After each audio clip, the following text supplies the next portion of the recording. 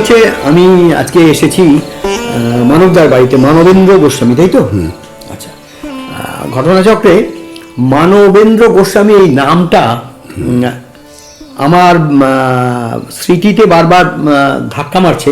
এই নামটা আমি আগে বহুবার শুনেছি আমাদের গণনাট্যের আড়িয়াদহ দক্ষিণেশ্বর শাখায় আমার বাবার মুখে, কিন্তু ঠিক কানেকশন করতে পারছি না। আজকে আমি এসেছি মানবদার বাড়িতে, গণনাট্যের একটা পত্রিকা দেওয়ার ব্যাপার ছিল, সেই পত্রিকাটা দিয়ে গেলাম, কারণ ব্রেকটের সংখ্যাটা উনি খোঁজ করছিলেন। এই সংখ্যাটা, এটা এই 2023-এর তো, হ্যাঁ 2023-এর লাস্ট সংখ্যা, নভেম্বর ডিসেম্বর সংখ্যা। তো উনি যেরকম গল্প করছেন তাতে বোঝাই যাচ্ছে যে বহু পুরনো মানুষ, গণনাট্য সংঘের সঙ্গে যুক্ত এবং আরও অনেক কিছুর সঙ্গেই উনি যুক্ত ছিলেন। তো যেহেতু এসে পড়েছি, আমার কাছে ক্যামেরা, মাইক্রোফোন এগুলো সব রয়েছে, তাই সেটা নিয়ে একটুখানি আলাপচারিতা সেরে নেবার সুযোগটা নিচ্ছি আর কি। আপনি মানে আপনার জন্ম কত সালে? আমার জন্ম হচ্ছে 1947। আচ্ছা, 1 নভেম্বর। তখন তো স্বাধীনতার একটু পরে আমার অ্যাকচুয়ালি জন্ম তারিখটা হচ্ছে 29শে অক্টোবর, 47-এর 29শে অক্টোবর। আচ্ছা, তা তখনকার দিনে যখন স্কুলে ভর্তি হওয়া হয় 5-এ, তখন একটা এই হিসেব নিকেশের ঝামেলা লাগে। হ্যাঁ, তখন ব্যাপার স্যাপার সবই 1 তারিখ, যে কাকা বাবা জ্যাঠা গিয়ে ভর্তি করে দিল, এই মরণ ও জন্ম তারিখ, এরকম। তো কোথায় আপনার মানে পড়াশোনা কোথায়? আমার পড়াশোনাটা হচ্ছে Sodepur high school. Sodepur high school? হ্যাঁ। মানে আগে ওই ছোটবেলায় ওখানে কাটিয়েছেন নাকি? হ্যাঁ, ওখানে কাটিয়েছি। আচ্ছা, ওখানে কাটিয়েছি। তারপরে আমরা ওখান থেকে, তখন ছিলাম আমরা ভাড়াটে। আচ্ছা, তখন আপনি ম্যাট্রিকুলেশন? না, আমি ম্যাট্রিকুলেশন পাইনি, আমি হায়ার সেকেন্ডারি 2nd ব্যাচ। আচ্ছা, হায়ার সেকেন্ডারি 2nd ব্যাচ। হ্যাঁ, আচ্ছা, মানে 62-তে হলো। আচ্ছা, 62-তে হলো, আমি 64 ব্যাচ। হ্যাঁ, কারণ ওই হায়ার সেকেন্ডারি পরে পাল্টে গিয়ে এলো আমাদের সময় কিন্তু হায়ার সেকেন্ডারিটা 12 ছিল না, তখন 11 ক্লাস ছিল। 11 অবধি ছিল। আর তখন আমাদের 9 থেকে স্ট্রিম ভাগ হয়ে যেত। হ্যাঁ হ্যাঁ, তখন 9 থেকে স্ট্রিম ভাগ্য, ওই 8 থেকেই ভাগ্য নির্ধারণ শুরু হলো। তো ওখানে ওই সোদপুর হাই স্কুলে কতদূর পড়াশোনা করলেন? ওখানে হায়ার সেকেন্ডারি করলাম। ও, পুরোটা হায়ার সেকেন্ডারি, তারপরে কলেজ? হ্যাঁ, আর ওখানে আমার বাবাও টিচার ছিলেন ওই সোদপুর হাই স্কুলে? সোদপুর হাই স্কুলে। আচ্ছা আচ্ছা, তো ওখান থেকে সিটি কলেজে ভর্তি হলাম। সিটি কলেজে কি সাবজেক্ট ছিল আপনার? আমার ছিল বাংলা অনার্স। আচ্ছা, তো ওখানে যখন একটা বিচিত্র ঘটনার কথা আপনাকে বলি, এই ইতিহাসটা যদি লক্ষ্মীদা বেঁচে থাকতেন। লক্ষ্মীকান্ত চ্যাটার্জি? না, ও আচ্ছা আচ্ছা, মানে কলকাতা জেলার পার্টির নেতা লক্ষ্মীকান্ত দে। হ্যাঁ, উনি আমাদের এই বিদ্যাসাগর কনস্টিটিউয়েন্সি ছিলেন, আর সিটি কলেজে উনি পড়তেন। উনি বলছি সেই ঘটনা, ওখানে ছিল পিএসইউ ইউনিয়ন। আচ্ছা, পিএসইউ প্রগ্রেসিভ স্টুডেন্ট ইউনিয়ন। হ্যাঁ, ওইটা ছিল পিএসপির একটা, আরএসপির একটা সংগঠন। হ্যাঁ, তা দীর্ঘদিন ওখানে ওটা হতো। আমরা প্রথম বলতে এখন কুণ্ঠা হয় যে ছাত্র পরিষদের সাথে অ্যালায়েন্স করে আমরা কিন্তু ওই ইউনিয়নটা দখল করেছিলাম। আচ্ছা আচ্ছা, আমরা মানে কারা? আমরা মানে বামপন্থীরা? তখন তো বিপিএসএফ, তখন ওই বিপিএসএফ, তখন বঙ্গীয় প্রাদেশিক স্টুডেন্ট ফেডারেশন। আমি হলাম বিপ্লব হালিম আচ্ছা। আর লক্ষ্মীদা এই ইলেকশনের কটা দিন আগে বিপ্লব হালিম হচ্ছে পার্টির প্রতিষ্ঠাতা আব্দুল হালিম ছিল, হ্যাঁ আব্দুল হালিম, আব্দুল হালিমের ছেলে। ও আচ্ছা আচ্ছা আচ্ছা, আব্দুল পরে হালিমের ছেলে। নকশালাইট এর মধ্যেও চলে যায়। আচ্ছা আচ্ছা আচ্ছা ও আর আমি বুঝুন ছিলাম। আচ্ছা তো আমি ড্যানি সাইন করেছিলাম। আচ্ছা আমার ক্লাসের রিপ্রেজেন্টেটিভ হওয়ার কথা বিপ্লবের, আর হবে ভাইস প্রেসিডেন্ট লক্ষ্মীদা দাঁড়িয়েছে সেই হিসেবে। কিন্তু তার মধ্যেই তখন ওই কংগ্রেসের সময় এই একটা অ্যাক্ট হয়েছিল, হ্যাঁ, সেই অ্যাক্টে ওরা অ্যারেস্ট হয়ে যায়। আচ্ছা। তো ডিটেনশন রুল। আপনার মানে গ্র্যাজুয়েশনের পরে মাস্টার্স করেছেন? হ্যাঁ, মাস্টার করেছি। আচ্ছা, মাস্টার্স করলেন ক্যালকাটা ইউনিভার্সিটি থেকে নাকি? ক্যালকাটা ইউনিভার্সিটি থেকে আমি বিএড করলাম। আচ্ছা, আগে বিএড করলেন? আমি বিএড করলাম, তারপরে মাস্টার্স? তারপরে আমি মাস্টার্স করলাম রবীন্দ্রভারতী ইউনিভার্সিটি। আচ্ছা আচ্ছা, সেটা কত সাল? সেটা 72 সাল। আচ্ছা, মাঝখানে একটু গ্যাপ ছিল। এই যে আপনি ছাত্র জীবন শেষ করে, হ্যাঁ, এর মধ্যে একটা কথা আছে। কথাটা হচ্ছে আমি বাংলায় ভর্তি হলাম রবীন্দ্রভারতীতে, কিন্তু আমার বাংলা পরীক্ষাটা দেওয়া হলো না। আচ্ছা।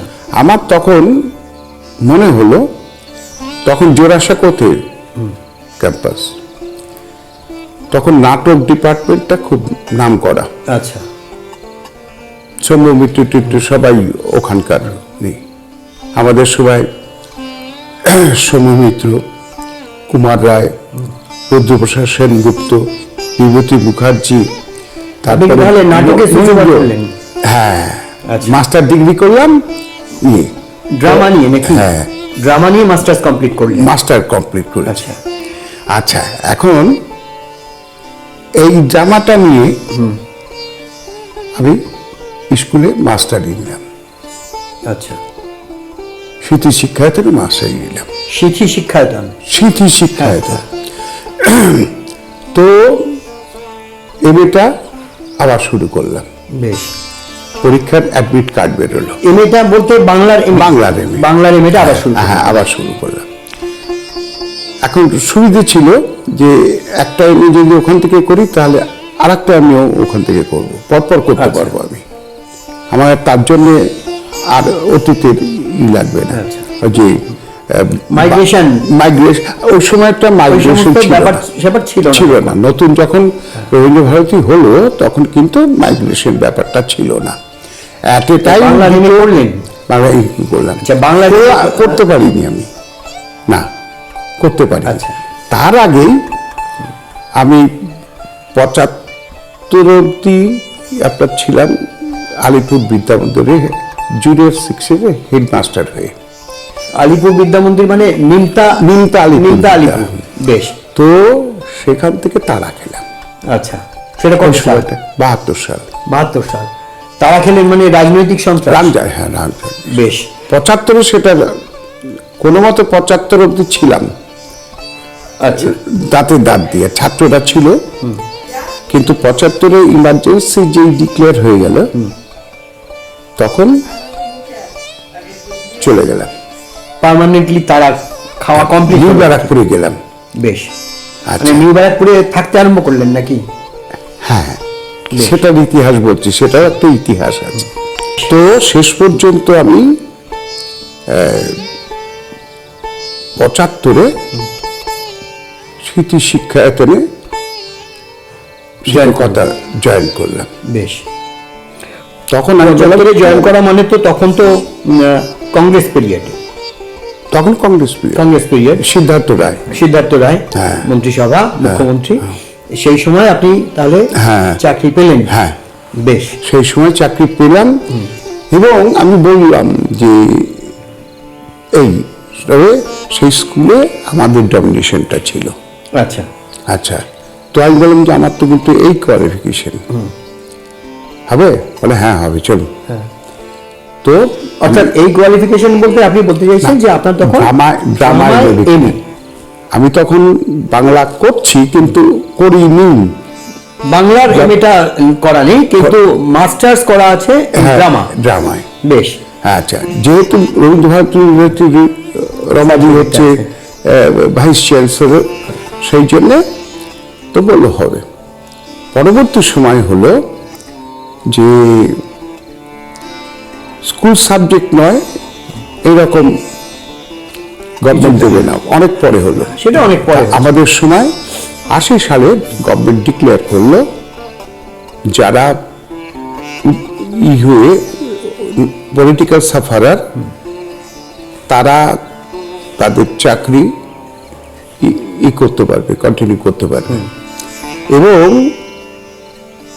যদি মাস্টার ডিগ্রি অন্য সাবজেক্টও করা হয় তখন সেই বেনিফিটটা তারা পাবেন। তা আমি দেখলাম মাস্টার ডিগ্রি হচ্ছে আর বাংলাটা নিচ্ছি, আবার খেতে খেতে কে পরীক্ষা দেয়, আর না হলে কি এটা করলেন না? না না না না। আচ্ছা, এবারে যদি আপনাকে জিজ্ঞেস করি যে মানে তাহলে আপনি এই যে ছাত্র জীবন তারা খেয়ে অন্য জায়গাতে চলে যাওয়া ইত্যাদি করতে গিয়ে আপনার পারিবারিক জীবন, অর্থাৎ আপনি বিবাহ সূত্রে কবে? আমি 80 সালে বিবাহ সূত্রে আমার ছোট ভাইকে আগে বিয়ে দিলাম।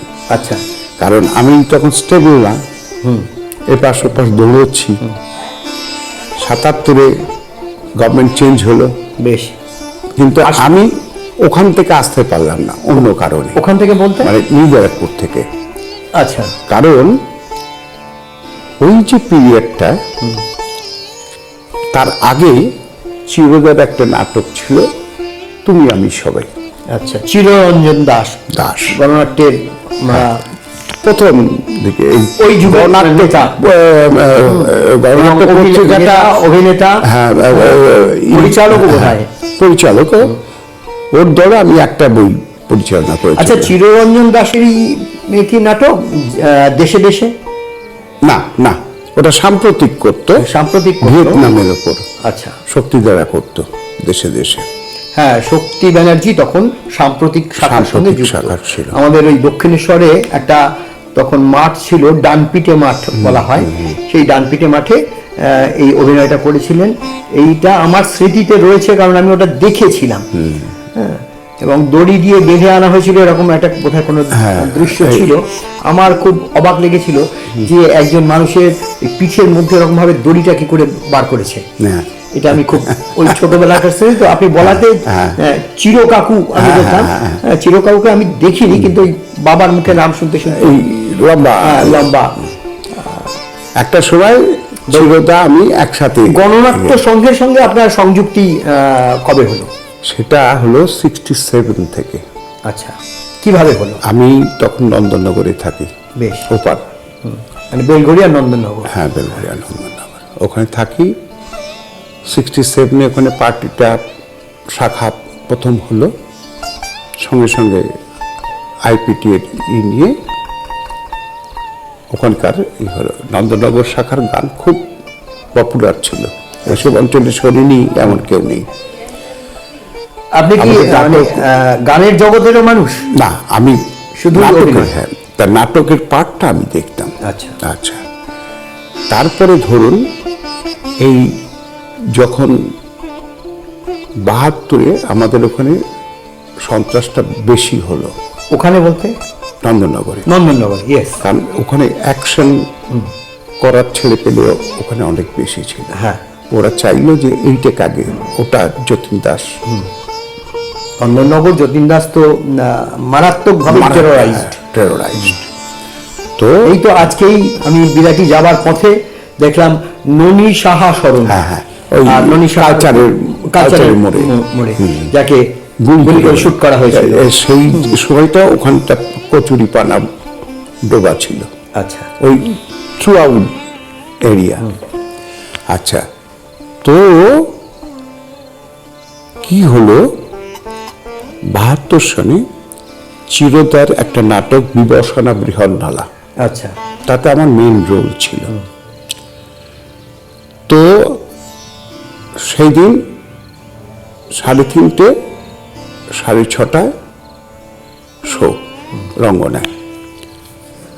রঙ্গনাথ থেকে বেরিয়ে আমার এক বন্ধু রমেন রায়, সেই এই ব্যাংকের ইউনিয়ন বেফি, আচ্ছা তার সম্পাদক ছিল।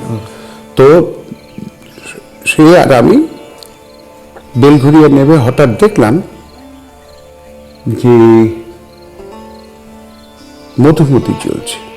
মধুমতি, মধুমতি আচ্ছা শুনেছি মধুমতির নাম, মানে শম্ভু- ঋত্বিক ঘটকের চিত্রনাট্য, আর ওই মুম্বাইয়ের না শুনিনি। আচ্ছা, তো মানে দেখে কোথায় চলছে? রূপমন্দির। রূপমন্দিরে। হ্যাঁ এখনকার হ্যাঁ, কারণ তখন মানে এখনকার রূপমন্দিরও যা, তখনকার রূপমন্দির এখন খালি এখন স্ক্রিনটা ভালো এখন হয়েছে। ভালো হয়েছে। ভালো হয়েছে। তো দেখে টেকে বাড়িতে ঢুকবো, নন্দননগরের গেটের সামনে একদম কংগ্রেসী লোক। তারপরে আমাকে, আমার শুভানুত্তই ব্যক্তিগতভাবে বহু কংগ্রেসী আছে, তারা আমাকে আটকালো, তুমি এখানে বসো, কিছু খেয়েছো? আমি না, এই তো বাড়ি যাচ্ছে, খেয়ে নাও। না, তুমি এখন বাড়ি যেও না। আমি যতবার যেতে ততবারই আটকাচ্ছে। তারপরে বললাম কেন বলুন তো? তখন তারা বলল তোমাদের বাড়ি অ্যাটাক হয়েছে, ও আচ্ছা, আমাদের ক্ষমতা নেই যারা গেছে তাদের আটকানো। বেশ। কিন্তু এটা কত সাল? 72। আমি ওখানে অনেক কটা দিন ছিলাম, আমার এই সাপোর্ট নিয়ে আমি ছাড়বো না এই হিসেবে। না না, আমি মানে না, ইতিহাসটার না। মানে ক্রোনোলজিটা রাখবার জন্য ডকুমেন্টেড হচ্ছে তো। হ্যাঁ, তো বললো এই হয়েছে। আমি বললাম আমার ভাই দাদা, বলে সেগুলো আমরা পাচার করে দিয়েছি, আচ্ছা তোমার চিন্তা নেই। আচ্ছা, আমি বললাম বাবা চিন্তা করছে, বলে ইতিমধ্যে বাবার কাছে খবর চলে গেছে, তুমি এসছো, আমরা আটকেছি। বেশ। এটা বাড়িতে ঢোকবার বেশ খানিকটা আগে। হ্যাঁ, বেশ খানিকটা। এটা কোন জায়গাটা? পদার চায়ের দোকান বলে একটা জায়গা আছে, যেখানে আমাদের এখন পার্টি অফিসটা আছে। আমি নন্দননগরের ভূগোলটা ভালো জানি না, না, ওই- আমি খালি নন্দননগরের আমাদের সময়কার ছাত্র নেতা ছিল দিলীপ দে, কুটুদা বলতাম। কুটু, আর সে তো পরে রতন হয়ে গেল। তো কুটু টুটু ওইটুকুই আমার জানা। আর পিনাকি ভৌমিক ওই কোয়ার্টারে থাকে। কোয়ার্টারে, এখন বোধহয় অন্য কোথাও থাকে পিনাকি। তো তখন ওই পার্টি অফিস আছে ওখানটা মোড়ের মাথায়। আর কুটুদা মানে দিলীপ দে, ও তো নিউটনের দিকে, হ্যাঁ, সরস্বতী চাকরি করতো। তাহলে বাড়িতে ঢুকতে পারলেন না, না, পারলাম। কিন্তু ঘটনাচক্রে আপনাকে যারা সেফগার্ড, তারা কিন্তু কংগ্রেসী, তারা কংগ্রেসী। বনেদি কংগ্রেসী। হ্যাঁ, মানে অদ্ভুতভাবে আমি আমাদের ওখানেও এক ভদ্রলোক আছেন, ডাইহার্ড কমিউনিস্ট বিরোধী, ভীষণ কমিউনিস্টদের গালাগাল দেন। তিনি এখন আর জীবিত নেই। এই ভারতীয় ভবন স্কুলের একজন টিচার ছিলেন, গায়ত্রীদির হাজব্যান্ড। কিন্তু আমরা চাঁদা চাইতে গেলে আমাদের আগে প্রচুর গালাগাল দিতেন। হ্যাঁ, আমি এবং আমার সঙ্গে নাটক করেন অনিল কোদাল বলে একজন, সে গণনাট্যের সঙ্গে সুনীল কোলেও আছে, অনিল কোদালও আছে।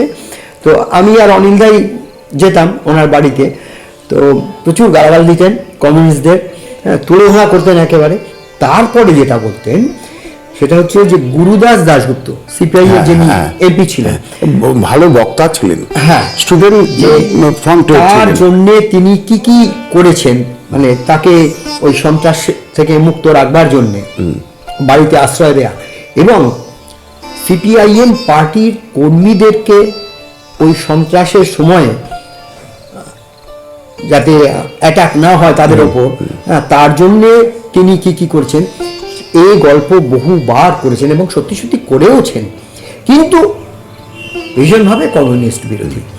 এবং ঘটনাচক্রে আপনাকে বলে রাখি, একবার দিলীপ ঘোষাল, আমার বাবা, ওই আড়িয়াদহ দক্ষিণেশ্বর কামারহাটি যে লোকাল কমিটি পার্টি, তার সেক্রেটারি ছিল তখন, হয়ে বসেছেন। তো আমার সঙ্গে বাজারে ওই গায়ত্রীর হাজব্যান্ডের দেখা হলো। তা আমাকে দেখে উনি বললেন, অভি শোনো শোনো শোনো শোনো। হ্যাঁ বলুন। তো আমি শুনেছি একজন খুব বাজে টাইপের, খারাপ টাইপের মানুষ এই সিপিআইএম পার্টির এই এলাকার সম্পাদক হয়েছেন। তো আমি মুচকি আসছি না, দিলীপ ঘোষাল আমাকে। তো তারপরে আমার কাল হাত রেখে বললেন, তুমি বলবে বাবাকে যে আমার কিন্তু খুব ভালো লেগেছে। এইরকম অদ্ভুত টাইপের। তো এরকম ঘটনা তো আছে না, ছিল তখন ছিল। তো আপনি যেরকম বললেন আমাকে নিয়ে, তাহলে 72 সালে এই ঘটনা গেল, 80 সালে আপনি বিবাহ। না, তারপরে আমি বলছি, সেই রাতটা কাটলো কংগ্রেসের বাড়িতে। ভোর 5টায় আমায় নিয়ে বেরোলো এই বেলঘড়িয়া স্টেশনে। আচ্ছা। ডাউন ট্রেনে তুলে দিল, বলে তুমি শিয়ালদা নেমে তোমার পরিচিত যদি কেউ থাকে সেখানে যাও, এখানে আসার হলে আমরাই বলে দেবো। আচ্ছা। তো গেলাম, আমার সেই বন্ধুর সেন্ট্রাল ব্যাংকে চাকরি করতো। আচ্ছা আচ্ছা। এখন তখনও ব্যাংক খোলেনি, 10টায় খুলবে, আমি দাঁড়িয়েই আছি। তারপরেও দাঁড়িয়ে ঢোকার সময়, তুই এখানে কি করছিস এত সকালে? হ্যাঁ বললাম শোনো ঘটনা।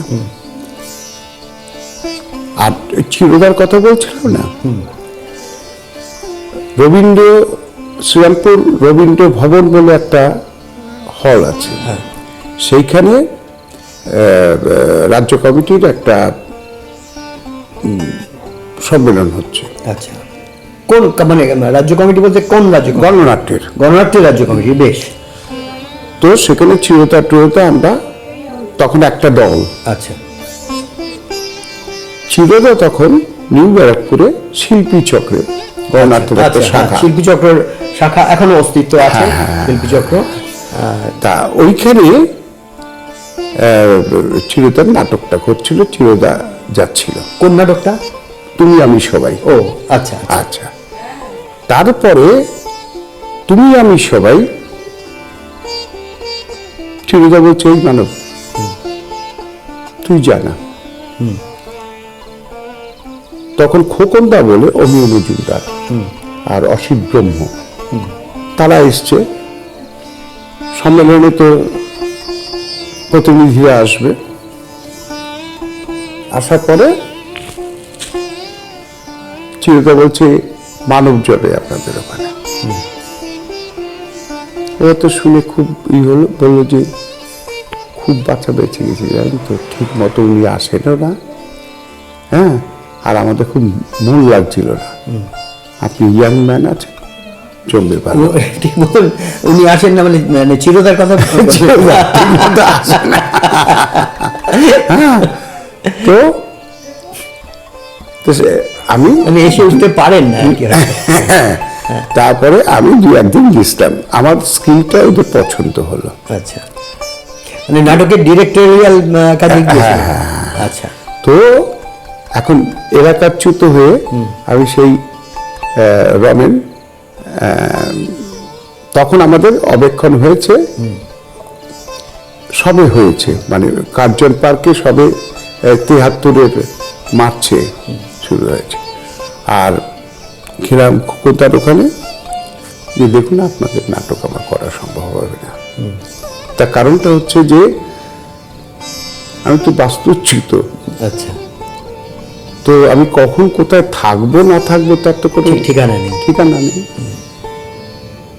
একটা নির্দিষ্ট ঠিকানা থাকলে সেখান থেকে করতে পারি। তো হচ্ছে এইরকম একটা ব্যাপার আপনাদের ওখানে। হ্যাঁ এরকম অবস্থা, এখন দেখি আমি প্রথমে যাব ডিস্ট্রিক্ট অফিসে, তারা কি ব্যবস্থা করে না করে। আর আমাদের এলাকারও বহু ছেলে তখন দক্ষিণ বারাসাতে থাকে, যাই হোক ওই সব জায়গায় যেতে হবে, পার্টি যেখানে পাঠাবে সেখানেই যেতে হবে থাকার জন্য। তখন খোকন বলছে, কেন আপনি আমার বাড়িতে থাকবেন? আচ্ছা, মানে শ্রীরামপুরে? না, শ্রীরামপুর থেকে কথা হলো, আচ্ছা, আমি তখন নিউ ব্যারাকপুরে অবস্থানটা তখন একদিন দুদিন গেছি, হ্যাঁ, তার মধ্যেই তো এই ঘটনা ঘটে গেছে। খোকনদা বলল আজকেই আমার সাথে যাবেন। খোকনদার মানে কি? অনিয় মজুমদার, বেটে খাট খোকন মজুমদার কি? হ্যাঁ, খোকন মজুমদার। পরবর্তীকালে ব্যারাকপুর মিউনিসিপ্যালিটির না না না, ও না, তাহলে এ হচ্ছে বর্দা অমিতাভ বোস। হ্যাঁ, অমিতাভ বোস, যিনি তার উত্তর চব্বিশ পরগনা জেলার সম্পাদক ছিলেন, তার ভগ্নিপতি, কমিউনিস্ট পার্টির। হ্যাঁ তার ভগ্নিপতি। আচ্ছা, বর্দা বোসের ভগ্নিপতি খোকন মজুমদার। হ্যাঁ হ্যাঁ, অমিয় মজুমদার, ওর নাম হচ্ছে অমিয় মজুমদার। বেশ, সে বাড়িতে নিয়ে গেল, তার বউ ছেলে মা সব রয়ে গেছে। এরকম কথা বলতে বলতে কত ইতিহাস উঠে আসছে। হ্যাঁ, তো মা বলল, দেখো এই ব্রাহ্মণের ছেলে, তুমি আনতে পারো, আমার কোনো ই নেই, কিন্তু একটা কথা মনে রেখো, তাকে যেন চোখের জল ফেলতে ফেলতে বাড়ি থেকে না যেতে হয়। মা বললেন মানে কার মা? এই অমিয় মজুমদারের। অমিয় মজুমদারের মা। আচ্ছা, বললেন নাটকে বা গল্পে উপন্যাসে এরকম শোনা যায় যে এরকম মা, ম্যাক্সিম গোর্কির মাও জানে, আবার সেই মায়ের সঙ্গে এই মায়ের মিল। তো ব্রাহ্মণের ছেলে চোখের জল ফেলতে ফেলতে যেন না যেতে হয় বাড়ি থেকে, তার তো মূল্যবোধ হয়ে গেল। তো বললো ঠিক আছে, অন্তত আমার তরফ থেকে হবে না। বললাম তখন আমি রইলাম ফুল ফ্লেজের, তখন তুমি আমি সবাই, আর তুমি আমি সবাই তখন হিট, মানে কত যে শো হয়েছে ওটা সপাচেক শো হয়েছে। আচ্ছা, মানে শিশির দ্বারা কেউ বেঁচে থাকলে বলতে পারতো সেই ইতিহাস। অমল তখন নিশ্চয়ই বলতে পারবেন। অমল, হ্যাঁ হ্যাঁ হ্যাঁ হ্যাঁ হ্যাঁ, অবশ্যই বলতে পারবেন। তারপরে ওইটি করার পরে সবাই আর একটা নাটক ধরো। আমি বললাম দেখো বাবা, আমি কিন্তু গণনাট্যের নাটক ধরবো না, ওই লাল পতাকা দেখাতে হবে, লাল আলো দিতে আমি পারবো না। রাজি আছো? বলে হ্যাঁ ঠিক আছে। বলে অ্যাপ্রুভ করাতে হবে। হ্যাঁ ঠিক আছে। অ্যাপ্রুভ করাতে হবে মানে গণনাট্যের থেকে অ্যাপ্রুভালটা নিতে হবে যে এইভাবে এই নাটকটা করব। বেশ, আমি বললাম যে হ্যাঁ সেটা করতে পারে। আমি rules and the exception, rules and the exception, আমার হাতে স্ক্রিপ্টটা হলো আপনার সুব্রত নন্দী, আচ্ছা, খুবই নাম বুদ্ধদেব গুহর, যে বুদ্ধদেব গুহ না তো পরিচালক দাশগুপ্ত, বুদ্ধদেব দাশগুপ্তর একটা সিনেমা করেছে। আচ্ছা, তারপরে তার ব্যক্তির ওপর তার পড়াশোনা, সৌমিত্র বজুল ফ্রেন্ড। আচ্ছা, তা সে একদিন বললো তুই কি ছাইপাস করিস, সেসব মন ভরে, রুলস অ্যান্ড দ্য কর। আমি বললাম যে এটা করতে গেলে তো প্রথমত সৌমিত্র চ্যাটার্জির মতামত লাগবে, দ্বিতীয়ত হচ্ছে আমার দেশে ওই পটভূমিতে থাকলে সবটা কাহিনীটাই থাকুক, চলনটা আলাদা হোক। ঠিক আছে আমি করে দেবো চলনটা, চল সৌমিত্রের কাছে যাই। কথা শিল্প বলে সীতাদির ভাই, সীতাদি আমাদের টিমে, সীতা মুখার্জি আমাদের টিমে অভিনয় করতেন অবিক্ষণে, অভাগী স্বরে। তো মন্টুদার সাথে আমার পরিচয় আছে, তো সেইখানে প্রশ্ন সৌমিত্র চ্যাটার্জি ওখানে আসে। তো সেখানে বলে ঠিক আছে, ইয়াং ছেলে করবে, আমার আপত্তি নেই। তবে তুমি আমাকে স্ক্রিপ্টটা দেখিয়ে নিয়ে যাবে। তো সুব্রত সে স্ক্রিপ্টটা করলো, আচ্ছা স্ক্রিপ্টটা করে আমার হাতে কাজে মঙ্গলবার। আচ্ছা আমি বললাম যে ঠিক আছে, কাকে দেখাতে হবে? ইয়েকে দেখাবে তো, শিশিরদাকে দেখাবে তো। তখন শিশিরদার মোটামুটি ভাবে অল ইন অল, রাজ্য কমিটি বলতে আশুদা ছিল। হ্যাঁ, তখন ওই বাবার মুখে চলতো একটা কথা, সেন ডাইনাস্টি, শিশির সেন, আশু সেন। আশু সেন, হ্যাঁ। তো আশু সেন ছিল প্রেসিডেন্ট আর কি। তো আর হিরেনদা ছিলেন হ্যাঁ, গণনাট্য সম্পাদক তখন। গণনাট্য সম্পাদক কি হিরেন ভট্টাচার্য হয়েছিল। আচ্ছা আচ্ছা। তারপরে গণনাট্য পত্রিকার, ও পত্রিকার সম্পাদক। আচ্ছা পত্রিকার। আচ্ছা আচ্ছা। তো তারপরে বোধহয় শক্তি ব্যানার্জি হলো। শক্তিবন্ধু স্টেট কমিটির সেক্রেটারি কখনোই হননি, না না, অন্তত আমার জানাশোনায়। মেম্বার, আমি বলছি যে state secretary, state secretariat member এবং গণনাট্য পত্রিকারও সম্পাদক হয়েছে। হ্যাঁ, সেটা হয়েছিল, সেটা হয়েছিল। এনিওয়ে, তো সেখানে নিয়ে গিয়ে ফেললাম, ওরা দেখেছে, ওই তুমি আমি সবাই দেখেছি। ও আচ্ছা আচ্ছা আচ্ছা। ফলে একটা আস্থা জায়গা হয়েছে। আমি বললাম যে আমি এটা করতে চাই। তা শক্তিটা তুমি বারটো ব্রেক করবে, এটা বুঝবে কেউ? তাই আমি বললাম যে আপনি যদি বুঝতে পারেন তো ওটা কেন বুঝবে না?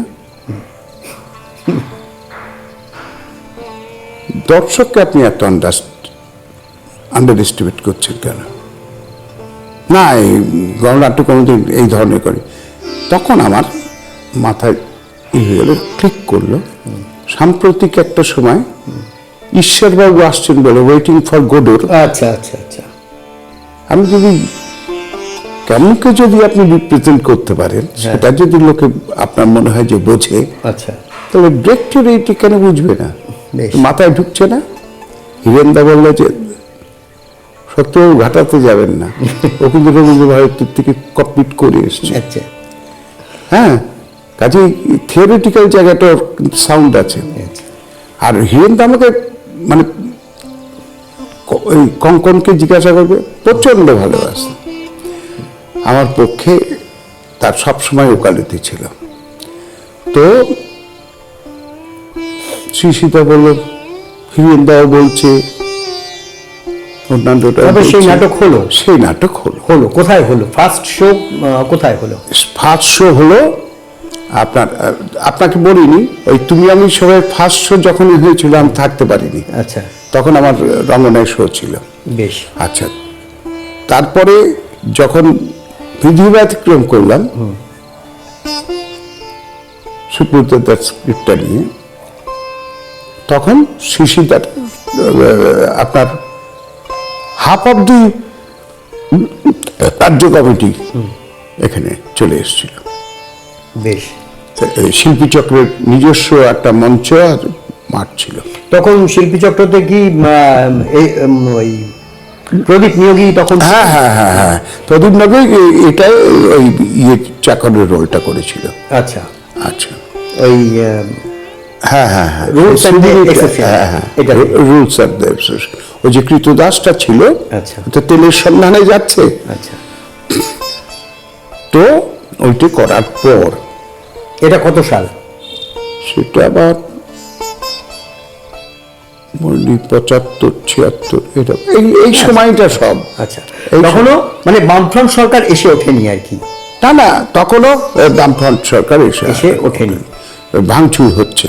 আচ্ছা, তুমি আমি সবাই প্রথম ওই কিন্তু ওখানে মজুমদারের বাড়িতেই থাকতাম। হ্যাঁ, থাকতাম ওখানে, কিন্তু পিসফুল। আচ্ছা, কংগ্রেস পিসফুল।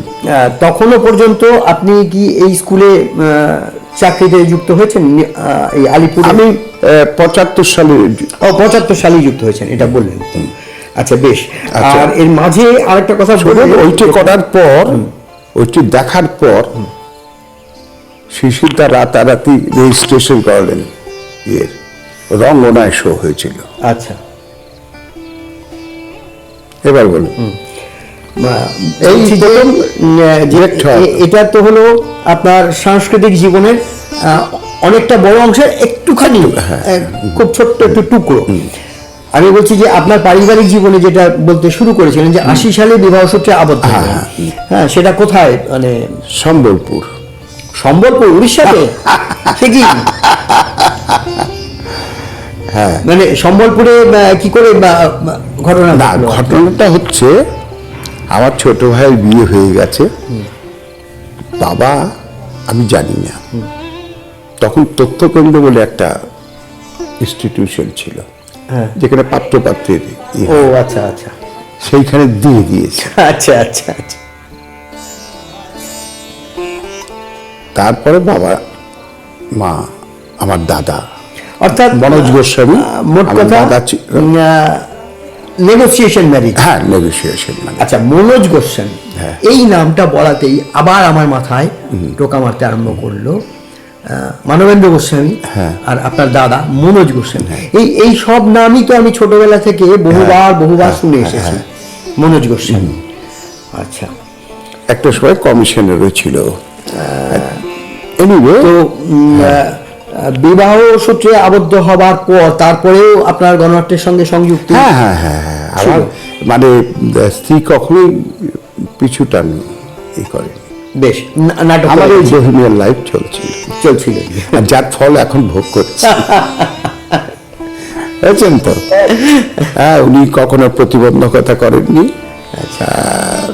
পারলে সাহায্যই করেছেন। আচ্ছা, ব্রেকটের নাটক করেছেন। আচ্ছা, আপনার ওই ওষুধগুলো কখন খাবার কথা? ও হো, বলে দিয়ে গেছেন, আমি তখন দেখিনি, আমি দেখলাম যে একটা বাটি এখানে রেখে গেলেন। টাইম টু টাইম খেতে হয় আর কি। তো মানে সংসার, ধর্ম এবং তার সঙ্গে তথাকথিত বোহেমিয়ান লাইফ, দেখুন, বলা যায় আমার আসলে এটা সকাল করতে তো ভালো লাগতো, 10টায়, হ্যাঁ। না 10টায় উঠতাম, উঠে কোনো মতে হাতে মুখে গুঁজে ট্রেন ধরতাম, বেশ, স্কুল করতাম, 4টের আগে বেরিয়ে যেতাম। আমরা অবেক্ষণ ছিল, অবেক্ষণকে আচ্ছা, অবেক্ষণের এই দপ্তরটা, অবেক্ষণ অবেক্ষণ অবেক্ষণ এই নামটাও আমার তো বহুবার শোনা, বাবার মুখেই শোনা। 50 বছর হলো এখন।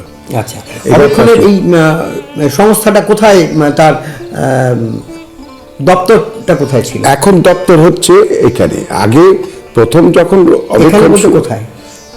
পিএন বিদ্যা রোড, 51 পিএন বিদ্যা রোড, ইয়েদের পুরনো বাড়ি, ধৈর্যটির পুরনো বাড়ি। ও আচ্ছা আচ্ছা, বেলঘরিয়াতে, মানে ডাক্তার ধৈর্যটি প্রসাদ মুখার্জি তার। ওই ইমার্জেন্সির সময় হয়েছিল তো, আমাদের তখনকার ঠিকানা ছিল হরিঘোষ স্ট্রিট। আচ্ছা আচ্ছা 41 হরিঘোষ স্ট্রিট। আচ্ছা, সেখানে নরেন মুখার্জি, হ্যাঁ, নরেন্দ্র, তিনিও তো বোধহয় এক সময় এই বেলঘরিয়াতে যে গণনাট্যের যে শাখা ছিল তার সঙ্গে কি সংযুক্ত ছিল, নাকি পানিহাটিতেই ছিল? পানিহাটিতে। পানিহাটিতে, উনি পানিহাটিতে থাকতে পারেনি, তারপর দমদমেই ছিলেন। হ্যাঁ, দমদমে দমদমে শক্তি ব্যানার্জির যে আর বাড়ি ছিল, পরান্দা ছিল বেলঘরিয়ায়। বেলঘরিয়াতে। পরান্দা ছিল বেলঘরিয়া। আচ্ছা, তাহলে নরেন মুখার্জি আপনার থেকে একটু অনেকটা বড়, অনেকটাই সিনিয়র, বছর 10 বড়, মানে আমাদের দাদার বয়সী। আমার দাদা পেয়েছেন। হ্যাঁ হ্যাঁ হ্যাঁ, ভালো মাত্রাই পেয়েছি, ভালো মাত্রাতেই পেয়েছেন।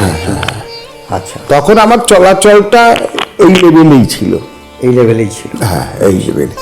তারপরে ওইটি দেখার পরে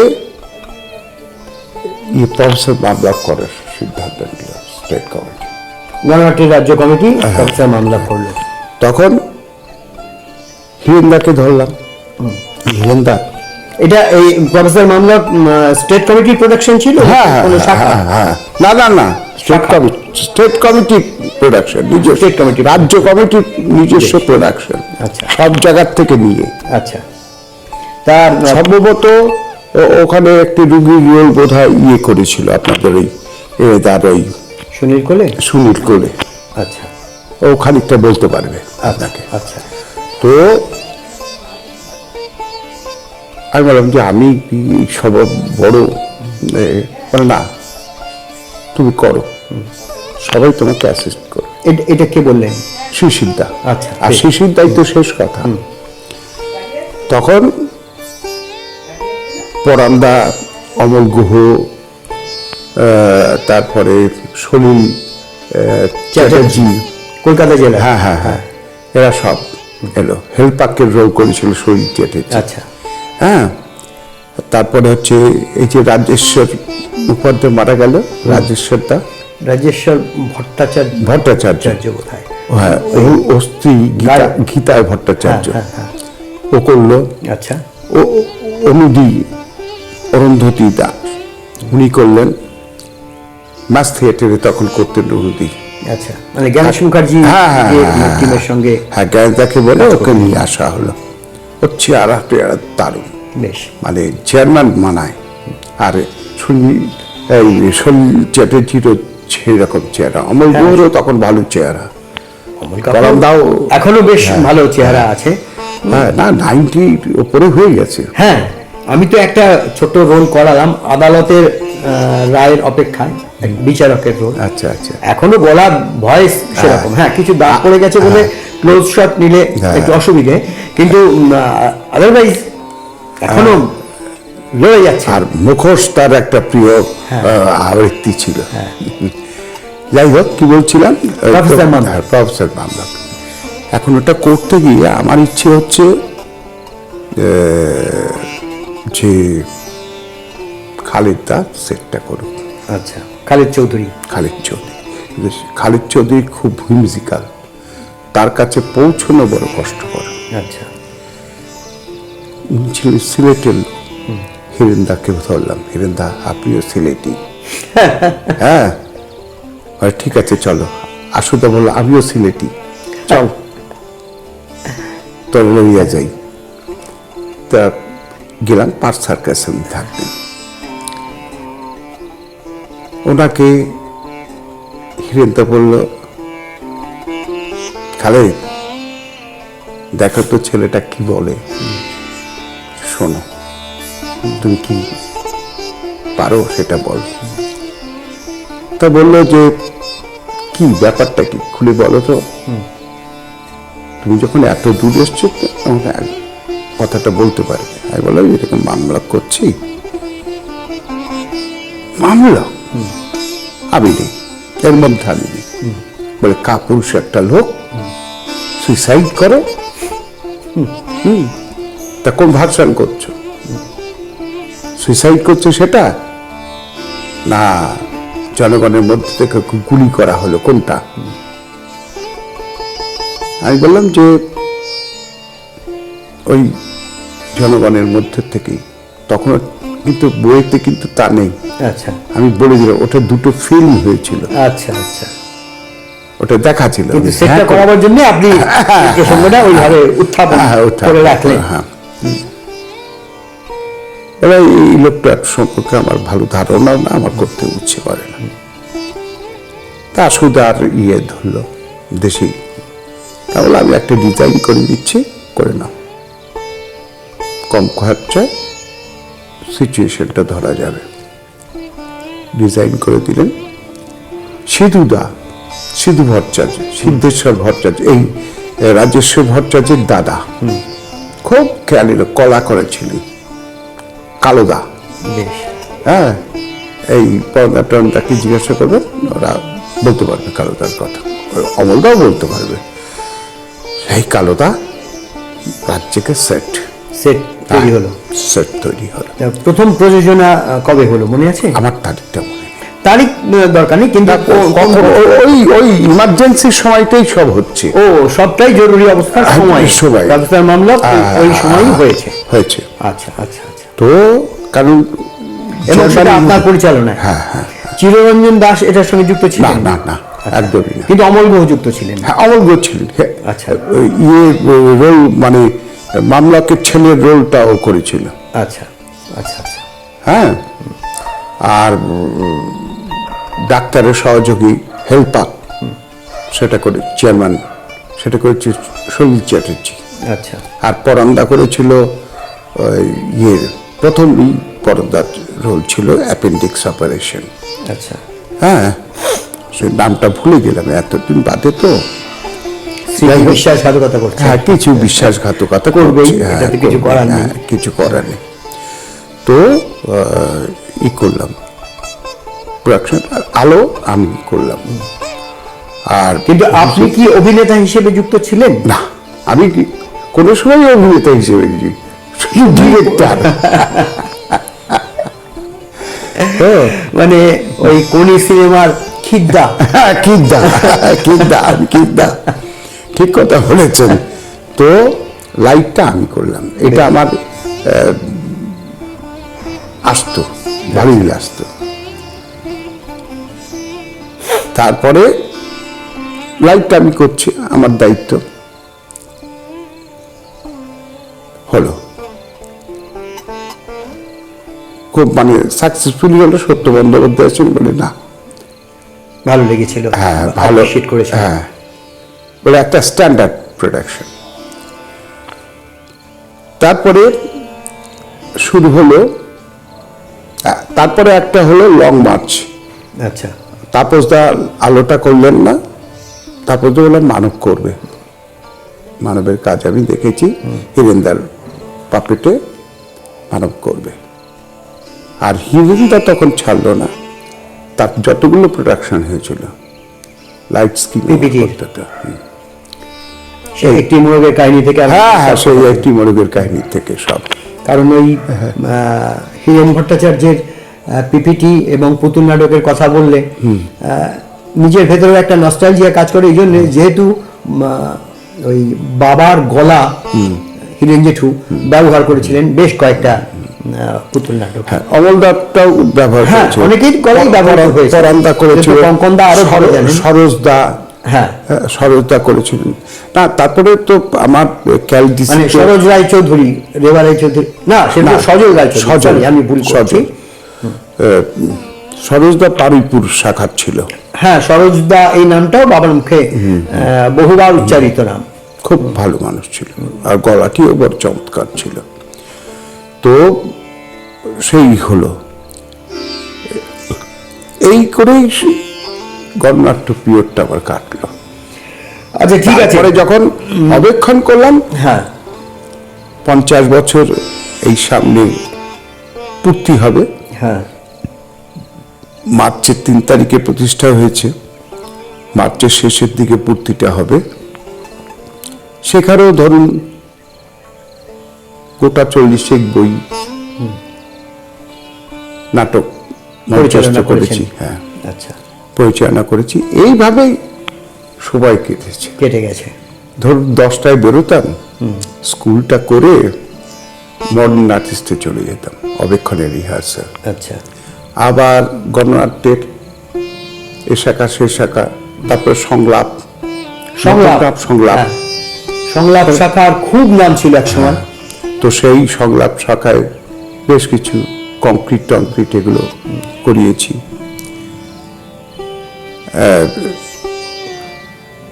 এই কিছুদিন আগে আমাকে যেতে হয়েছিল, অসুস্থতার আগে ওরে গাড়ি পাঠিয়ে দিয়েছিল। তখনও অসুস্থ, কিন্তু একটু হাঁটাচলা করতে পারি, ওরা গাড়ি পাঠিয়ে দিয়েছিল। ওই প্রান্তোষ চ্যাটার্জি ওদের অর্গানাইজার ছিল। আচ্ছা, আর মুকুন্দ চক্রবর্তী, হ্যাঁ, ওর কন্ডোলেন্সে এই দুটো সবাই গেছিলাম। আচ্ছা আচ্ছা, ওরা ডেকে, মুকুন্দ চক্রবর্তী মানে যিনি গায়ক ছিলেন, মাস্টার মশাই। এই তো এই কিছুদিন আগেই ওনার মানে বোধহয় প্রথম বার্ষিক স্মরণ সভা গেল, ওই মাস্টার মশাই বলতো ওরা ওখানে। তো এই দুটো সময় গেছিলাম, পুরোনোদের সাথে কিছু দেখা হয়েছিল, কিন্তু খুবই বৃদ্ধ তারা, সব কে মারা যাচ্ছে করছে। এই তো গণনাট্যের ধরতে গেলে এই তারপরে সময়টা অবেক্ষণীয় দেওয়া, ফলে সকালে ঢুকতাম, বেরোতাম রাত 12টা 1টা 1:30। ঠিক আছে, আজকে এই পর্যন্ত থাক। হ্যাঁ, এরপরে যদি সম্ভব হয় আমি সময় সুযোগ হয় তখন আরেকটু বড় আকারে যদি নেওয়া যায়। আর যে সমস্ত নাম উঠে এলো আপনি বলার সঙ্গে সঙ্গে, আমি জানি না পেরে উঠবো কিনা এইভাবে ইন্টারভিউ নেওয়া, সলিল চ্যাটার্জি, অমল গুহ, এরা এখনো জীবিত। হ্যাঁ, এবং অনেকটা বয়স হয়ে গেছে, কে কখন কোথায় আর পাবো কিনা জানি না। যদি এই সমস্ত ইন্টারভিউগুলোকে একসঙ্গে এক জায়গায় জুড়ে নেওয়া যায় তার চেষ্টাটা করব। তো আজকে এখানে শেষ করছি।